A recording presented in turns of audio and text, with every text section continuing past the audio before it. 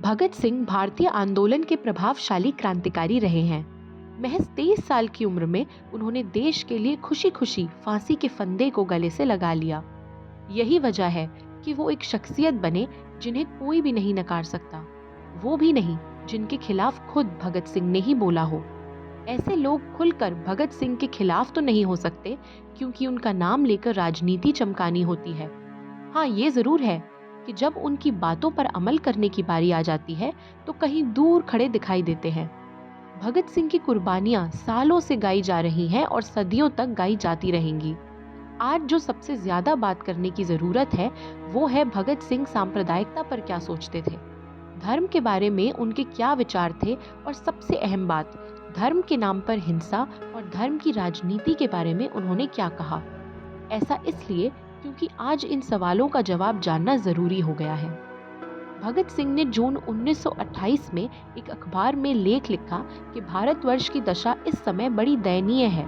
एक धर्म के अनुयायी दूसरे धर्म के अनुयायियों के जानी दुश्मन हैं। अब तो एक धर्म का होना ही दूसरे धर्म का कट्टर शत्रु होना है।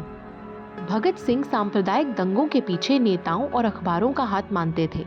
वो लिखते हैं कि इन दंगों के पीछे सांप्रदायिक नेताओं और अखबारों का हाथ है। वो मानते थे कि जिन नेताओं ने भारत की बेहतरी के लिए दम भरा था, वो आज इसी धर्मांधता के बहाव में बह चले हैं। वहीं भगत सिंह अखबार वालों को सांप्रदायिक दंगों को भड़काने में विशेष रूप से जिम्मेदार मानते थे। वो लिखते हैं कि पत्रकारिता का व्यवसाय किसी समय बहुत ऊंचा समझा जाता था, आज बहुत ही गंदा हो गया है।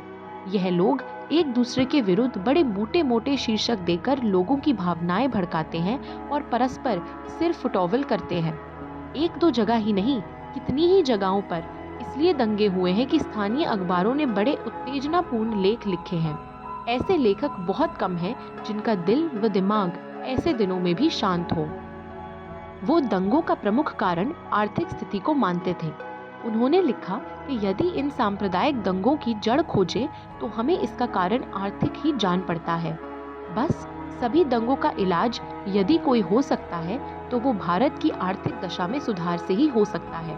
दरअसल भारत के आम लोगों की आर्थिक दशा इतनी खराब है कि एक व्यक्ति दूसरे को चवन्नी देकर किसी और को अपमानित करवा सकता है। भूख और दुख से आतुर होकर मनुष्य सभी सिद्धांत ताक पर रख देता है। लोगों को परस्पर लड़ने से रोकने के लिए वर्ग चेतना की जरूरत है। गरीब, मेहनतकशों व किसानों को स्पष्ट समझा देना चाहिए कि तुम्हारे असली दुश्मन पूंजीपति हैं, इसलिए तुम्हें इनके हथकंडों से बचकर रहना चाहिए और इनके हत्थे चढ़ कुछ ना करना चाहिए। संसार के सभी गरीबों के, चाहे वे किसी भी जाति, रंग, धर्म या राष्ट्र के हों, अधिकार एक ही हैं। तुम्हारी भलाई इसी में है कि तुम धर्म, रंग, नस्ल और राष्ट्रीयता व देश के भेदभाव मिटाकर एकजुट हो जाओ। अब आप ही सोचिए कि भगत सिंह का ये लेख आज के दिन भी कितना प्रासंगिक लगता है।